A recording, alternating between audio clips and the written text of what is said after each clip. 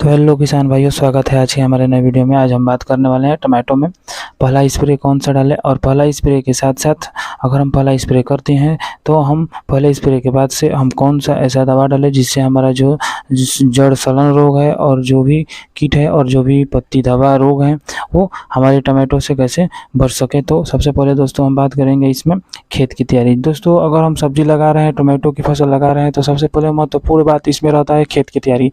जितना अच्छा हम खेत की क्यारी करेंगे और जितना अच्छा फसल बुआई के पहले अगर हम खेत में खाद और उर्वरक का प्रयोग करेंगे तो उतना ही अच्छा हम लोग का बाद में चल के फसल होता है और उतना ही अच्छा फसल का ग्रोथ भी होता है। तो हम सबसे पहले खेत की तैयारी में बात करेंगे। पहले दोस्तों हम मिट्टी पलट हल से खेत की जुताई करेंगे और खेत की जुताई करने के बाद से उसमें हम NPK 20-10-20 और नीम की खली को मिला के और जो भी हमारा खाद है, गोबर की खाद, जैविक खाद, वर्मी कंपोस्ट खाद, जो भी हमारा हरी खाद है, उसको हम मिट्टी पलट से जुताई करने के बाद से पूरे खेत में छिटक देंगे। और पूरे खेत में छिटकने से बाद से 2 से 3 बार हम जुताई करेंगे और जुताई करने के बाद से हम खेत की तैयारी कर लेंगे और अपने आवश्यकता अनुसार और अपने सुविधापूर्वक हम खेत को बराबर पट्टियों में या बराबर क्यारी में बांट लेंगे।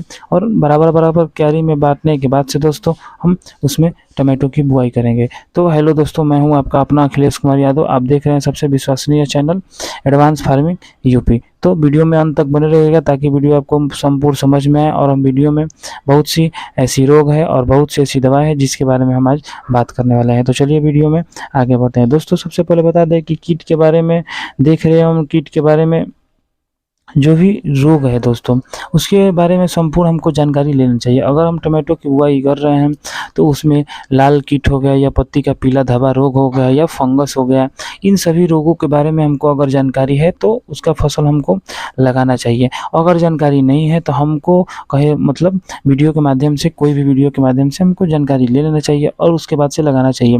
ऐसे ये फ़ायदा होता है दोस्तों कि अगर हमको जानकारी है तो हमको ये पता रहता है कि हम कब कौन से समय में कौन सी दवा का प्रयोग करें। अगर हमारा ज़्यादा उत्पाद लेना है, अगर हमको ज़्यादा उत्पाद लेना है तो कौन सी फसल का हम ज़्यादा ग्रोथ कराने के लिए कौन सी दवा का उपयोग करें और कौन सा बीज का उपयोग करें। तो सबसे पहले अब बीज पे आते हैं दोस्तों।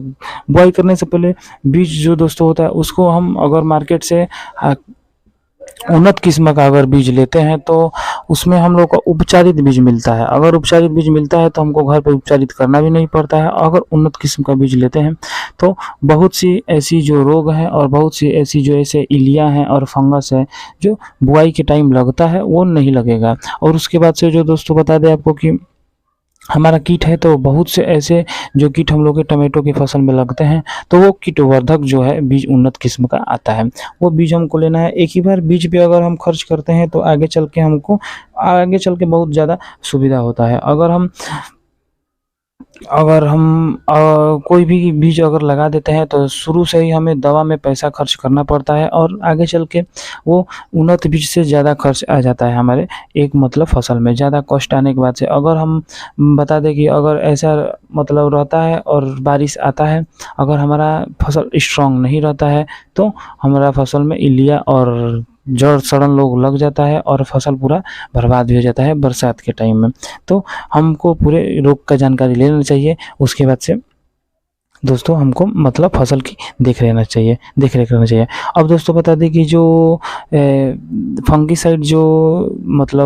फंगीसाइड दवा है और जो कीटनाशक दवा है दोस्तों वो यूरी लैम्डासाइलोथीन है दोस्तों, और इक्रुका थायरोमेक्सॉन है और लैम्डासाइलोथीन है। इसोगासी भी एक जो दोस्तों आता है 500 ml इसोगासी, उसका भी अगर हमारे खेत में अगर तना सड़न रोग लग गए हैं, जड़ सड़ रहा है और इलिया और फंगस लग गए हैं, पूरे फसल में फंगस लग गए हैं, तो ये 3 दवा का हम प्रयोग कर लेंगे दोस्तों। अब बता दें दोस्तों कि अगर हमारे फसल का ग्रोथ कराना है और बहुत तेज़ी से ग्रोथ कराना है और ग्रोथ इतना ग्रोथ हो कि उसके बाद से हम जो सेकंड स्प्रे देने वाले हैं, सेकंड जो खाद उर्वरक देने वाले हैं, तो सेकंड खाद उर्वरक में अगर हम देते हैं तो तुरंत हमारा जो फ्लावरिंग होगा और फ्लावरिंग से तुरंत फ्रूटिंग होगा, और फ्रूटिंग होगा, और जितना जल्दी हम लोग का मतलब फ्रूटिंग होगा उतना अच्छा हम लोग बाज़ार में बनेंगे और उतना अच्छा काफ़ी मतलब उत्पाद निकलेगा और हम लोग को मुनाफ़ा होगा। तो उसमें दोस्तों ग्रोथ के लिए जो दोस्तों होता है ह्यूमिक एसिड और ऑर्गेनिक पोटाश, ये दोस्तों जो 2 दवा है इसका भी हम घोल बना के और छिड़काव कर सकते हैं। कहाँ छिड़काव कर सकते हैं दोस्तों? तो जब हमारा फसल ग्रोथ रुक जाता है और फसल का ग्रोथ मतलब कराने के लिए हम बहुत से मतलब दवाओं का प्रयोग करते हैं। तो बहुत से दवाओं का प्रयोग टोमेटो में नहीं किया जाता है दोस्तों।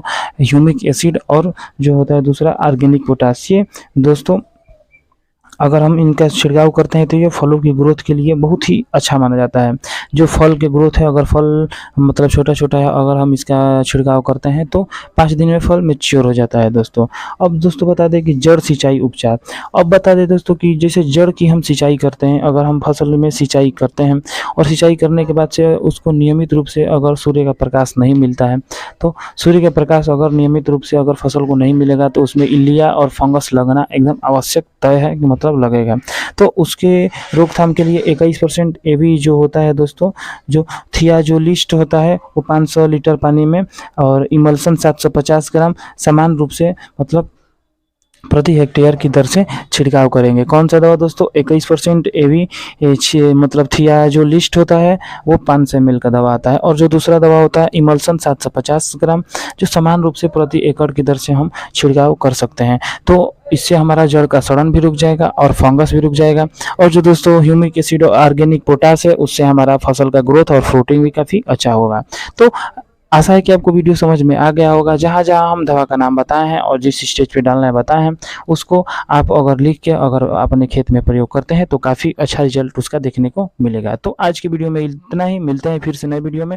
जय जवान जय किसान दोस्तों।